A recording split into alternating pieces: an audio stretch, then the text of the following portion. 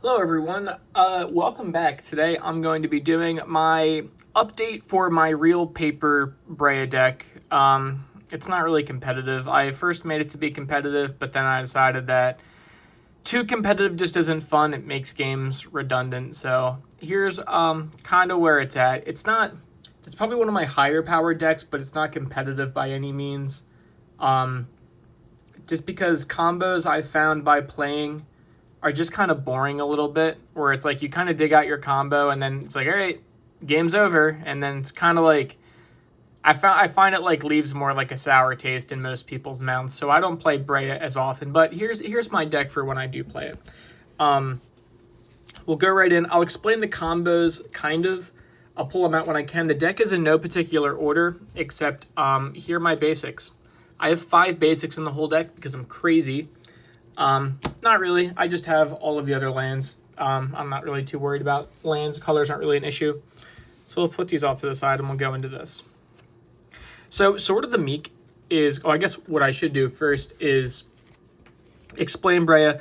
Before I do that, guys, if you like the video, it takes a second to just give me a subscribe. It takes a second for you, but it's like my whole day. Always super stoked, and I appreciate it if you guys do that. But anyway, back to it. So what Breya does is she is 4 color, no green, 4/4. When she enters the battlefield, make 2 blue Thopters. So you make 2 of these guys. Then you can pay 2 mana, sacrifice 2 artifacts, choose one of them. She deals 3 damage to target player or planeswalker, gives a creature -4/-4, or you gain 5 life. I really don't play Breya, the card itself, unless I'm planning on winning the game. So there's 2 ways I play Breya. Either player, when I'm going to win the game, like I'm going to win the game and I'm setting up for it, or I have literally nothing else to do. So let's talk about this. So, Sword of the Meek, and again, this deck's in no order. Well, I guess it's kind of a little bit of order, so we'll talk about this real quick. You can actually tell this is, the last time I played this game, this is how I won. We'll talk about that. So, Sword of the Meek, what it says is it's a 2-mana equipment. It gives a creature +1/+2 with equip 2. The important part is whenever a 1/1 comes into play under your control, you may return Sword of the Meek from your graveyard attached to the creature. That card sucks. It's just no good, right? But here's why it's good. You're on Thopter Foundry. Thopter Foundry is, the mana cost, it is what it is, 2 mana. Pay 1, sacrifice a non-token artifact. Make a 1/1 blue Thopter artifact creature token with flying, you gain a life. So here's cool about this, right? Here's what you do. Is you have these 2 on the field. You pay 1 mana, right? You pay 1 mana from whatever. You sacrifice Sword of the Meek. Sword of the Meek goes to the grave.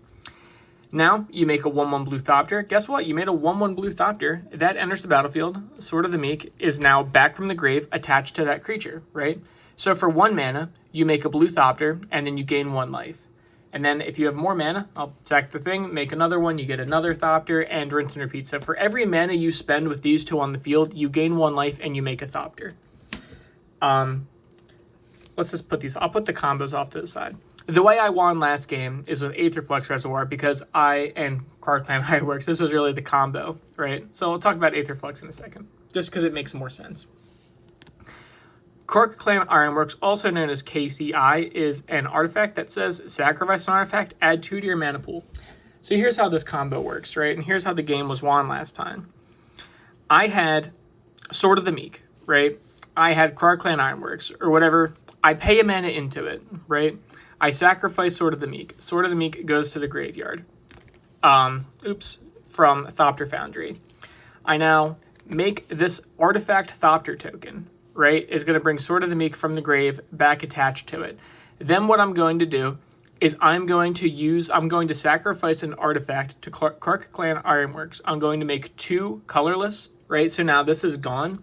So then using those 2 colorless, I'm going to dump both of that mana into that little effect for Thopter Foundry, and now I'm going to make 2 guys. So now I have 2 guys and I gain 2 life. I think I'll be sacrificing a Thopter again. I'll use that 2 mana under Thopter Foundry, do this to Sword of the Meek. I think I'll just make 2 more guys or whatever. Then you get infinite, so now effectively I have infinite Thopters from this, I have infinite life, and when I sacrifice them, I have infinite colorless mana. The way I won was simply, even infinite life it's infinite life, it's hard to beat. I can just pay 50 life to deal 50 damage to target creature or player. So that's how that worked out.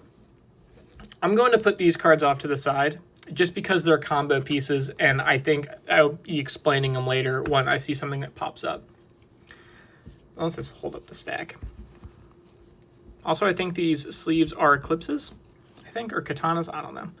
They're fine. Chromatic Ori, 7 mana artifact. You may spend mana as though it were mana of any color. Pay taps for 5 mana, which is pretty cool. And again, since it's 5 colorless, it's really mana of any color, so it taps for 5 of any color. And then you can pay 5 mana to tap it, and then draw a card for each color you control. I am a 4-color deck, so this really helps me filter mana. I know it's a big cost, but you can like cheat it from the grave or whatever. There's cost reducers. It's not that bad. It taps for this, and really all it does is it makes this cost generic. So instead of like me paying white, blue, black, red, it's just me paying 4. Like I don't have to worry about my colors anymore. So it's good. It's just a good way to make a lot of mana. We have Psych Rift. It's Psych Rift. It's a great board wipe. Academy Runes. I'm an artifact deck, so paying 2 mana to put an artifact from your graveyard on top of the library, really good. Especially what you can do is you go to your untap, you go to your upkeep. Before your draw, you tap down Academy Runes to put whatever artifact from your grave on top of your deck, and then you draw that card for turn. Rafine's Towers, it's a Triumph. You can't really see it, but it's foil. I run all the Triumphs in this deck just because they're good and I like them. I actually don't have any fetches in the deck because they're expensive, but I think they're fine. We have Sacred Foundry. We run all the shocks, so the shocks are good. Watery Grave's a shock. Glimmer Void's good at the beginning of your end step. If you control no artifacts, sacrifice it, and then you can tap it for 1 mana of any color. This is an artifact deck, and we almost always have artifacts. And a lot of our lands are even artifacts too. Tezzeret, Agent of Bolas. This card, if you want to make a competitive Breya deck, you don't need. A lot of these cards that I'm saying are quote-unquote competitive, they're really not. This is just a deck that I've had since like 2016 that I've just upgraded passively throughout the years. So it's more casual than competitive, but it's also a high power. So 2 things can be true. Anyways, you plus them. I like to use the plus. Look at the top 5 cards of your library. Reveal an artifact from among them. Put it in your hand. When you're a combo deck, because that's how this deck wins, you going 5 deep is really important just because it almost guarantees you find something good. You can also have target artifact become a 5/5 creature. Non-to-land turn, just straight up is now, which is a really fun effect for the indestructible artifact lands, which I'll talk about in a second. And then you can -4. He starts at 3, by the way. -4, target player loses X life, and you gain X life, where X is twice the number of artifacts. So it's also a big drain. Speaking of indestructible artifact lands, that's a funny combo you can do with Tezzeret. So now you just make this thing permanently a 5/5 indestructible creature, which is pretty cool.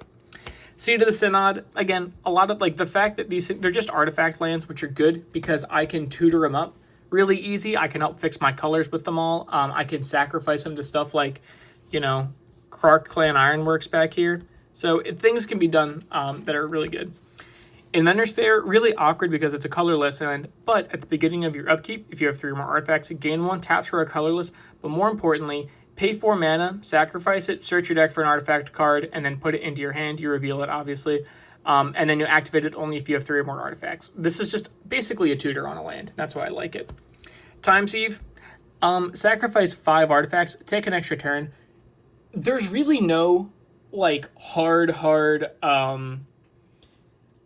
combo with this. It's more or less just, it's really good because I can get a lot of artifacts out pretty easily and then take an extra turn. And you can also sacrifice itself, so if you really do need an extra turn in a pinch, you can just sacrifice this and 4 more artifacts. Like, this is just playing Breya. You already have 3 artifacts, and then you get an extra turn if you get rid of 1 more. Nim's Death Mantle. This one is important. I'm going to actually talk about this now, because this was actually the card that made me want to build this deck as a combo deck. So we'll talk about Krark Clan Ironworks, and we'll talk about Breya. So this is how this combo works, right?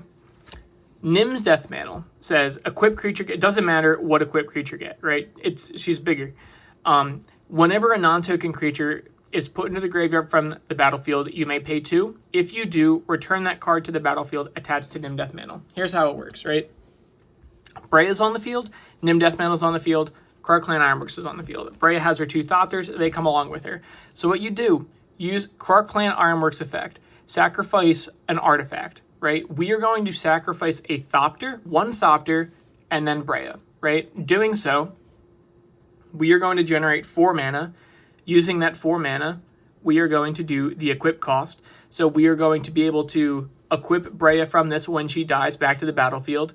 So we have 1 Thopter now. Breya now comes back. We now have 3 Thopters now. And again, what we're going to do is just rinse and repeat. Sacrifice Breya and a Thopter. We're going to always net 1 Thopter. And then netting 1 Thopter is always going to net us 2 colorless mana. So effectively, now that we have 1,000,000 Thopters and we can sacrifice those 1,000,000 Thopters for 1,000,000 manas, now Breya can deal millions of instances of dealing 3 damage to target player or planeswalker, which effectively kills everyone on the board. So Quark Clan Ironworks and Nim Death Mantle, that's the combo there. So again, I'll put that in the little combo pile.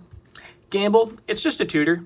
I like Gamble. It's fine. It's a tutor. You might discard what you gamble for, but I think it's still good. Treasure Map, it's really just good utility. I'm not going to talk about the backside, just because the backside flips into a land, and you can sacrifice treasure and basically draw a card.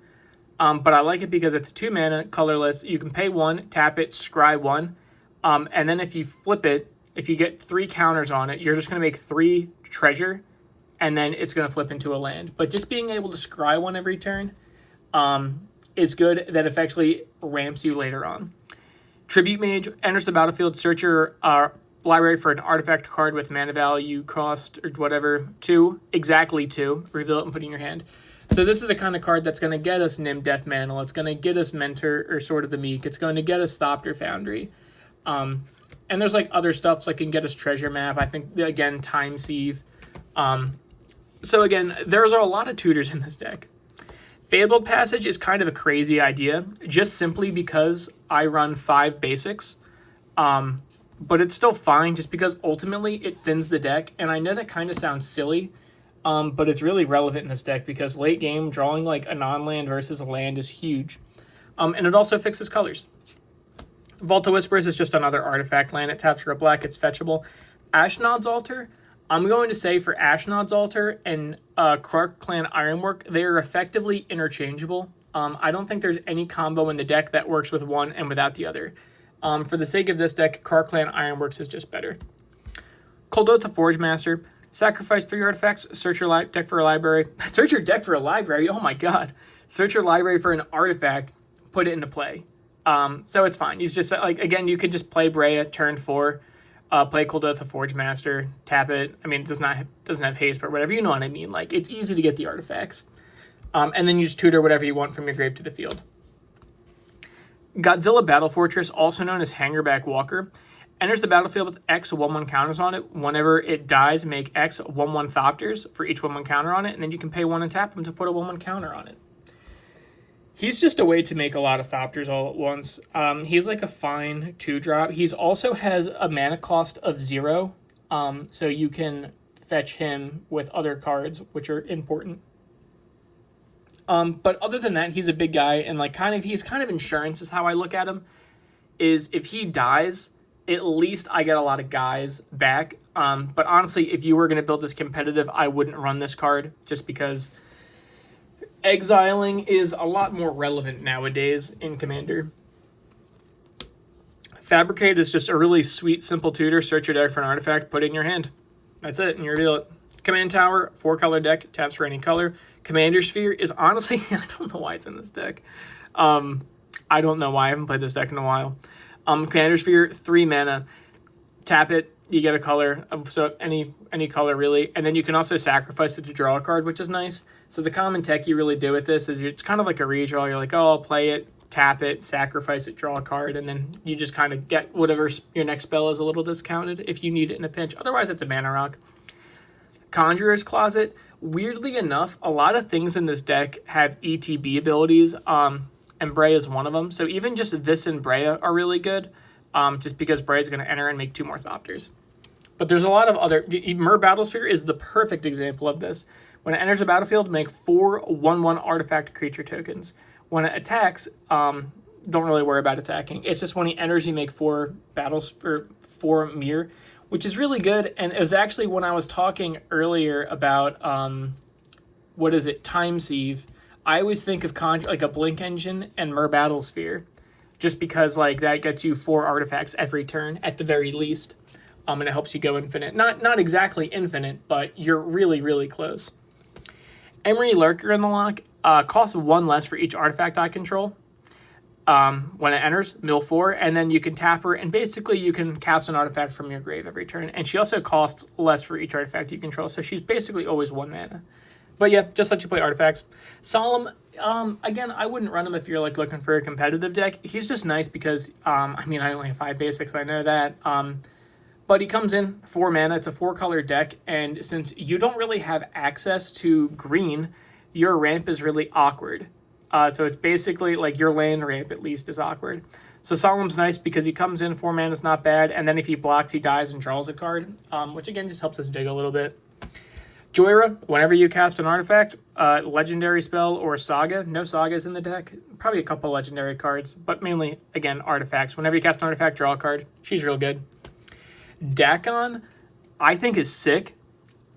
I think he's so cool, but he's not that good. So let me tell you about him. So when he enters the battlefield with loyalty counters on him equal to the number of lands you control. So at face value, right, he is a 3 loyalty planeswalker. You +1 him to Surveil too. So we're a combo deck, right? So we are interested in finding our pieces, and that helps us get there. We can just, even if we don't want to do that, we can use him as just a kill spell. Just straight up exile target creature. That's just a sorcery speed exile a creature, which isn't great. But then we can also -6 him, play an artifact from your graveyard or hand, which I think is cool. Because just easy recursion, but again, I kind of like the plus. And also, the later you play him, the better he gets. So if it's like turn 6 or whatever, like he's going to enter with 6 loyalty, and then that's at least like, I don't know, you could be like, oh, well, it's now only essentially 3 mana to cheese in a Chromatic Ori or a big spell or whatever. So he's nice. He's not great, but I think he's nice. Esper Sentinel, whenever an opponent casts their first non-creatures card, they pay X, where X is his power. It's just like an extra taxing effect. It's really annoying. He comes down turn 1. He's an artifact and he draws you cards. Like, it's great. Trophy Mage enters the battlefield. Search your deck for an artifact with cost 3. So it's not 3 or less. Again, these are like pretty specific. So this one is 3. The kind of stuff 3 is going to get us is mainly Ashnod's Altar, which is really good. Of course, none of the cards I pulled up in this pile. But let's see if we can find any here. So mana cost 3 or less. Or 3 exactly, that's me. Command Sphere. That can be, I guess that's it. There's other cards that cost 3. We'll talk about them in a second, but we just didn't get to them yet. So if I Triumph, it's a Triumph. It's good. Taps for the colors. Pia Paula is good. I'll actually put this card to the side for now, and we'll talk about that in a little bit.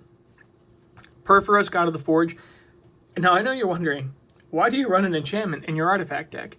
It's just because we got a good amount of blink. Again, Breya enters the battlefield, and she is going to deal 6 damage to each opponent. Her Battlesphere enters the battlefield, he deals 10 damage to each opponent. There's some blink in the deck, and that'll happen.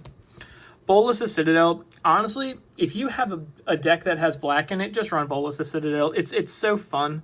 Look at the top card of your deck whenever. You can play cards from the top of your deck by paying life equal to their mana cost instead, and then you can sack 10 non-lands and then just drain everyone for 10. It's great. It's free spells. It's basically, it lets you play free spells. Narset, Parter of the Veils. Each opponent can't draw more than 1 card each turn, which is pretty brutal, but I like her just because, mainly that effect, but also because she digs 4 cards for a non-creature, non-land. And most of our combo pieces, I think, are just non-creature, non-land cards anyways. So she helps us dig and finds it. And she also punishes opponents. Arkham Dagson with this little mark stained on him. I don't know what that was. I don't know. Wasn't for me, I'll tell you that. He was really cheap when I got him. Arkham Dagson.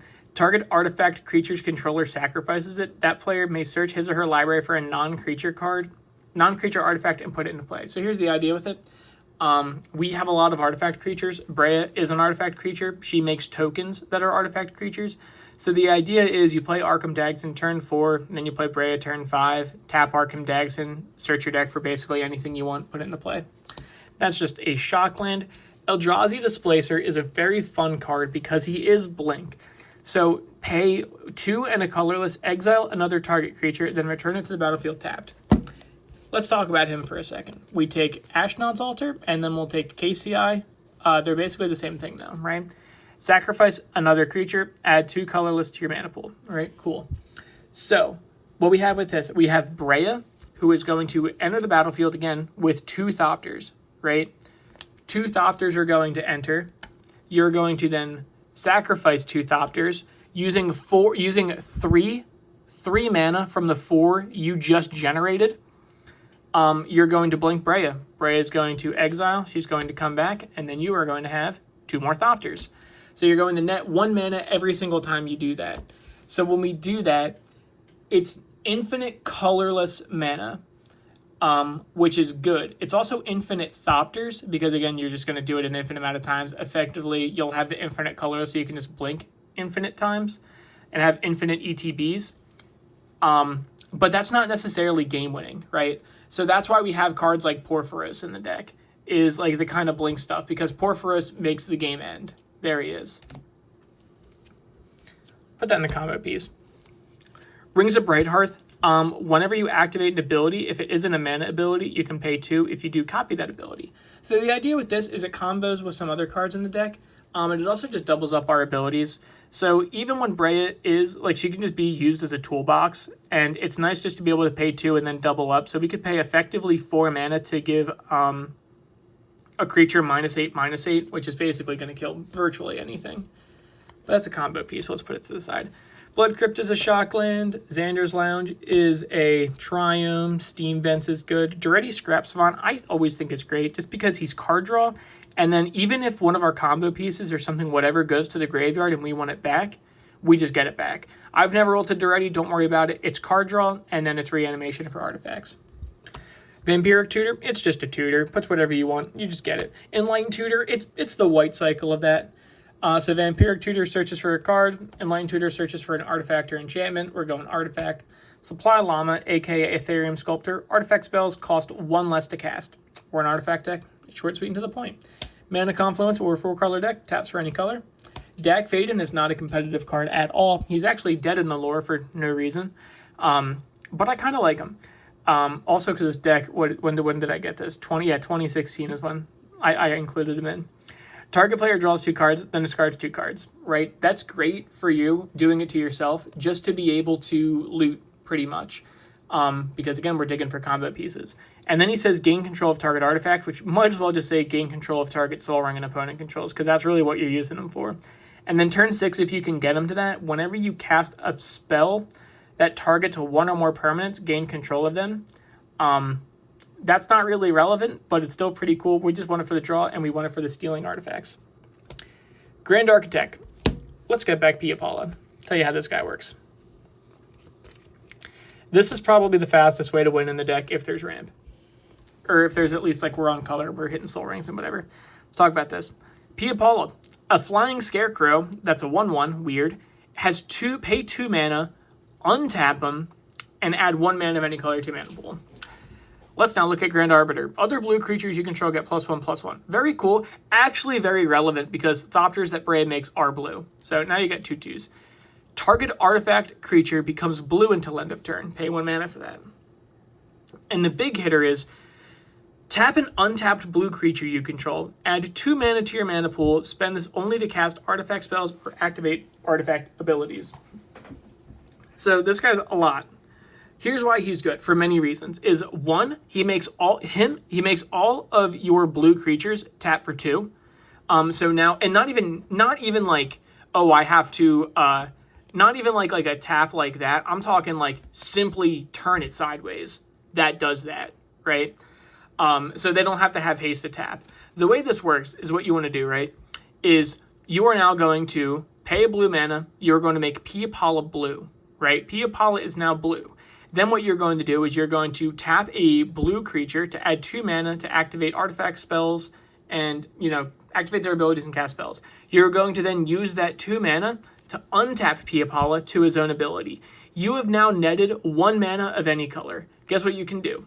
Infinite times. So you do it as many times as you want. You keep tapping him and untapping him to his own ability, always netting 1 colored mana of any color every single time. So effectively, you have infinite colored mana. And you can get infinite colored mana as early as turn 3, pretty much. I think that's the fastest this deck can win is turn 3. Infinite colored mana. With infinite colored mana, you can play Breya an infinite amount of times and then sacrifice her to her own ability. So you play Breya, you sacrifice her and another token you made to deal 3 damage. The commander tax is going to be unreasonable, but at this point you have infinite colored mana, so it doesn't matter anyway. And that's how you can win with that. City of Brass, 4-color deck, taps for any color. Spire Bluff Bridge, it's an artifact land that's indestructible. Tezzeret, Master of the Bridge. I guess we're kind of bridge tribal almost. Creature and planeswalkers you cast have affinity for artifacts. Pseudo relevant, kind of not really. Mainly creatures, I guess, but not really planeswalkers. Well, maybe some of them. Kind of have a couple. Anyway, he deals X damage to each opponent, where X is the number of artifacts you control, and you gain a couple life. Gain X life. It's a big drain spell. That's just good. Return target artifact card from your grave to your hand. That's also pretty good. And then exile the top 10 cards of your library. Put all artifact cards from among them onto the battlefield. That's also pretty good, but we're mainly just using them to drain because, like, again, when you have all of our, like, a lot of our lands are artifact lands, all of our rocks, all of our creatures, like, we're basically hitting someone for 10 every single time. We're hitting each opponent for 10 every single time, and then we're just gaining 10. So it's a pretty reasonable clock.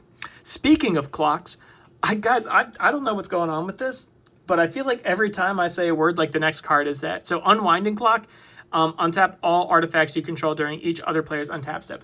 Again, we have a lot of artifact lands, so basically when we untap all of our stuff during each player's turn. Panharmonicon, we have ETB abilities, and this kind of doubles them up. That's really it. Just doubles up our ETB abilities. When we have things like Mer Battlesteer, Breya now enters with 4 Orthopters instead of 2, stuff like that. Demonic Tutor, we just search our deck for a card, and then we do it. Urza Lord High Artificer, super cool. When he enters the battlefield, you make a construct artifact creature token that gets +1/+1 for each artifact you control. So it's at least a 1/1, but he's very big. Tap an untapped artifact you control, add blue. All of your artifacts are essentially now Mox Sapphires. Very cool. And then you can pay 5 mana, shuffle your library, exile the top card, and then you can play that card for free. He's really good. He makes all of your artifacts, not creatures, all of your artifacts tap for mana. So when you have like cards like Panharmonicon, like Unwinding Clock, they're just kind of existing. They have good effects. Like, nope, these are now mana rocks. He's really good. And he also brings a guy with him. Phyrexian Metalmorph. Basically, don't even look at the blue. He costs 3 mana and 2 life. He enters the battlefield as a copy of any artifact or creature on the battlefield, except it's an artifact in addition to its other types. So basically, he's nice because you just pick the best artifact or creature on anyone's battlefield, and he is just that. He is nice to double up our own stuff because we can look at, like, I don't know, let's say we copy Mer Battlesphere, we can just have him copy Breya, get some ETB abilities, we can have him copy really anything, and he's just like a second copy of like everything. Exotic Orchard, if you're in a 2-color plus deck, run Exotic Orchard. It's basically an untapped dual land. Urza's Saga, taps, it's an enchantment. I think we only like, what, Porphyros? I just saw him. Porphyros, and this is maybe enchantments? Anyway, it enters the battlefield. The first thing it has is it taps for a colorless. Then what it has is it taps for still a colorless, right? But then you can pay 2 mana and tap it to make a construct. Same exact one that Urza makes. It's his own saga. And here's the big thing, right? Search your library for an artifact card with mana cost 0 or 1. We don't have any mana cost 0 cards because rocks like that are very expensive. But we do have mana cost 1 artifacts. That kind of stuff is like Skull Clamp, it's Soul Ring, it's Sensei's Divining Top, that kind of stuff. So we just get one of them for free, which I always think is nice. That's just a good shock land. Padim, he's a little bit slow, but we're a combo deck, right? And giving our artifacts hexproof so no one can disrupt our combo, at least I think is pretty good. And then if we have the biggest artifact, we draw a card. Or tied, but I mean, whatever. Basalt Monolith is a combo card. Let's talk about it. It taps for 3. So this Basalt Monolith is old. What Basalt Monolith says is Basalt Monolith does not untap on your turn, right? You pay 3 mana, you tap it, you get 3 mana, and then you have to pay 3 mana to untap it. So the idea of Basalt Monolith as a card is, okay, it comes down for, you play it on turn 3, right? And then you can tap it for 3 right away, effectively being a free mana rock. Or you can wait till you go to turn 4, play a land, and now you effectively have 7 mana, but this guy's not going to untap until you pay the resources into it, right? So again, doesn't untap during your turn, pay 3 mana, it'll untap it. Let's talk about this with Rings of Brighthearth. This is really like a combo explaining video too. Rings of Brighthearth, Basalt Monolith. Whenever you activate an ability, if it isn't a mana ability, you can pay 2. If you do, copy that. Here's how this works, right? So you pay Basalt Monolith. You add 3 mana to your mana pool, right? That's a mana ability. You cannot copy that. However, Basalt Monolith has an activated ability that says pay 3 mana, untap Basalt Monolith, right? So then what you do, right, with this is you tap Basalt Monolith, right? And then using the mana to untap Basalt Monolith, right? So you basically, Basalt Monolith can just tap itself infinitely by itself. So you add 3 mana, you're then going to use that mana to untap Basalt Monolith. While that Basalt Monolith trigger is on the stack, right? The copied part, so you copy that, you have to pay an additional 2, so it really costs, I guess, an extra 2 mana to get this whole thing set up. So what you do is you then copy the untap trigger. So Basalt Monolith is already untapped at this point, right? Before this copied untap trigger resolves, you tap it again, right? Netting 3 more mana. And then it untaps, right? Through this whole complicated cycle, you have effectively gained 1 mana. The whole cycle, you've effectively gained, 1 mana every time. So now you can just keep tapping it and copying it and tapping and copying it to essentially, go infinite. You now have infinite colorless mana. That's that. Hopefully I explained that in a way that makes sense. It's a Triumph. You can cycle it, taps for any color. Supreme Verdict, you got to have at least one kind of nuke. And the fact that it can't be countered, we don't have we can't deal with a lot of stuff. Joyra, Ageless Innovator is actually one of the newer cards to this deck. Put 2 Ingenuity counters on Joyra, Ageless Innovator. Then you may put an artifact card with mana value X or less from among them onto the battlefield. So here's how she works. She comes in, right? A 2 mana 2/3. You then tap her, right? You now have 2 counters on them, and you can pay or play an artifact that costs 2 or less for free, right? You go to your next turn, you tap her, and now you can play an artifact that costs 4 or less for free, then 6 or less for free. Effectively, and you could put him, because it puts him into play, right? Yeah, you may put an artifact into play, which is great, because you're basically putting him in at instant speed for free. And then the cool thing about her is even if you don't have an artifact, let's say I tap her for 4 and all artifacts in my hands cost 6, who cares? I tapped her, she still gets the counters, I just didn't do anything, so now next turn she'll tap for 6. Chaos Warp, it's just good removal. Our owner of target permanent shovels it into his or her library, reveals the top card. Whatever you Chaos Warp away is way better than, or whatever they get from the Chaos Warp is generally way better than whatever you got rid of. Spire of Industry, tap for a colorless, pay a life, tap it for 1 mana of any color, but you can only do it if you have an artifact. Psi Master Thopterus, whenever you cast an artifact, make an artifact, and then make a Flying Thopter. Which is actually colorless, which is important because Breya makes colored artifacts and Psi makes colorless artifacts. So that's a big difference when you have stuff like Grand Architect or whatever on the field. And then you can, sacrifice 2 artifacts, draw a card. He's very good. Just the fact that all of your artifacts come with a friend is very nice. Sensei's Divining Top. We are a combo deck. Pay 1 mana. Look at the top card of your library, put it back in any order. Very great. And then you can draw a card, then put Sensei's Divining Top on top of Zender's library. Sensei's Top is virtually impossible to deal with once it comes into play, because even if you basically need two removal spells to get rid of Sensei's Top, right? Here's how it goes. So if I have Sensei's Top on the field and you're like, okay, I want to blow it up, I'll just say, okay, in response, I'm going to tap it and put it right on top of my deck. And then I'll draw a card and I'll just play Sensei's Top next turn. And it only costs 1 mana, so it's not that big of a deal. But he's a combo. Let's talk about him. Not that I run him as a combo piece, but he does have a combo in this deck. I'm also going to be missing a lot of combos. I guess, I should have not put away Bolas of Citadel, because that's what we're looking for. There it is. let me explain this combo. I actually made another video explaining this combo a little while back. Let's talk about this. Ready? Aetherflux Reservoir is on the field. You have these 3 cards on the field. This is how you win the game with these 3 cards on the field. You tap Sensei's Divining Top, right? Let's assume you haven't done anything. You've literally untapped, right? Not that you would already win right away. Well, let's assume you just did this. Whatever. You just played it. You tap Sensei's Divining Top, right? You draw a card. Put Sensei's Divining Top on top of your library, right? Using Bolas' Citadel, you are going to pay 1 life to play Sensei's Divining Top. Aetherflux Reservoir is going to gain you 1 life because it's the first spell you cast. Then what you're going to do is tap it, draw a card, play Sensei's Divining Top right on top. Then what you're going to do, use Bolas' Citadel, pay 1 life. You are now going to gain 2 life because it's the second card you played this turn. You're going to tap it, draw a card, put Sensei's on top, play it, lose 1 life. Now we're going to gain 3. Tap it, draw a card, put it on top, play it. Now we're going to gain 4. So we're gaining life incrementally.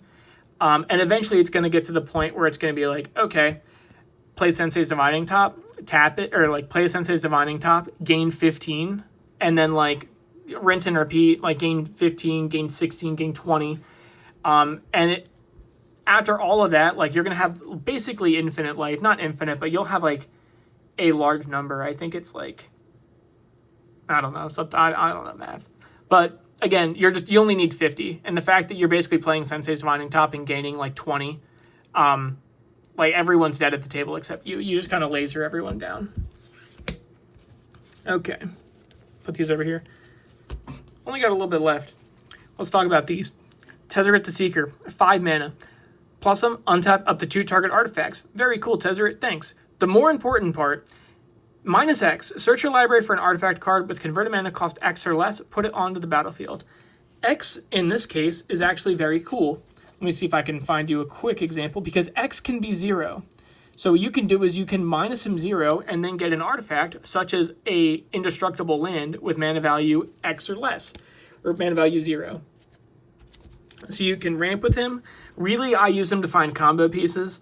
That's what he's meant for, because every major combo piece costs basically below 4. So even if you just cash him in right away, it's still worth it, because it just hard tutors it to the field. And then -5, artifacts you control become 5/5s until end of turn. Never done it, never will, just always minus them. Great Furnace is just an artifact land. You can fetch it with Tezzeret. Chromatic Lantern, we are a 5. We are a 4-color deck, so it fixes all of our mana issues. Grim Tutor, it's just a tutor. Search your deck for a card, put it in your hand, lose 3 life, no big deal. Dispatch, I actually don't run Swords to Plowshares in this deck because I run Dispatch. Tap target creature. You're like, bro, why are you running that? That card sucks. But when you have Metalcraft, which is if you have 3 or more artifacts, you exile that creature instead. So now it's just 1 mana, exile a creature.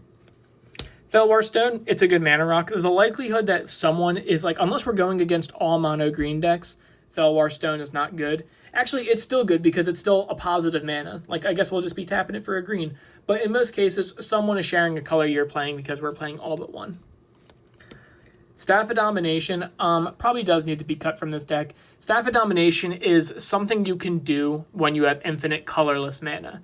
I know we have a couple ways to make infinite colorless mana, like we just did with Basalt Monolith and Rings of Brighthearth. We can do it with like Krark Clan Ironworks, Ashnod's Altar, or like Eldrazi Displacer, or like a ton of different ways to make infinite colorless.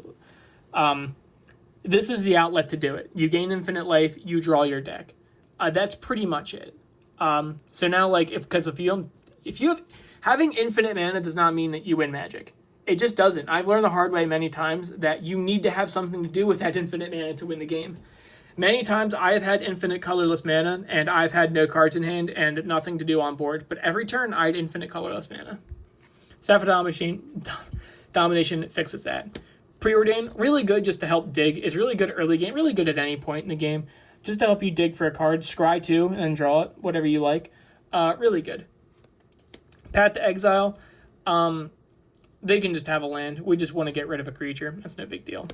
Dockside Extortionist. Again, we have some good blink. Dockside is real good. It's going to get us a lot of mana, and the more mana we have, the faster we can play artifacts, the faster we can win the game. Soul Ring is Soul Ring. Just run Soul Ring. Ancient Den is an artifact land. Walking Ballista is really just a good way to win the game when we do have infinite mana. Usually if we have like infinite mana, I will try to tutor out Walking Ballista just because he's a really clean way to win the game. You just go up, put a million counters on Walking Ballista, shoot you guys off for like, 50,000, and game's over.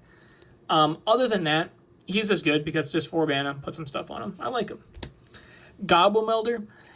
Gobble Melder basically just says choose an artifact someone controls and an artifact in their grave and do the old switcheroo.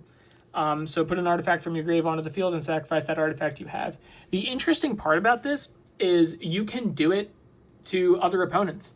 You really want to do it to yourself, but you can make someone be like, yeah, I'm going to make you like sacrifice your big Blightsteel Colossus, and instead you can have this like Orzhov Signet, whatever.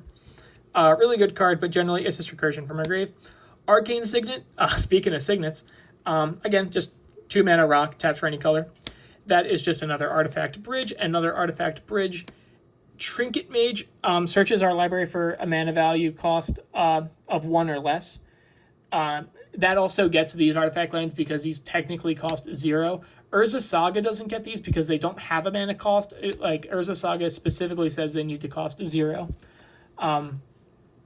Anyways, Trinket Mage, it's going to get any of the lands we need. It's basically ramp, and then it can also get our Soul Ring, it can get our Sensei's Top, and then it can also get our little Skull Clamp.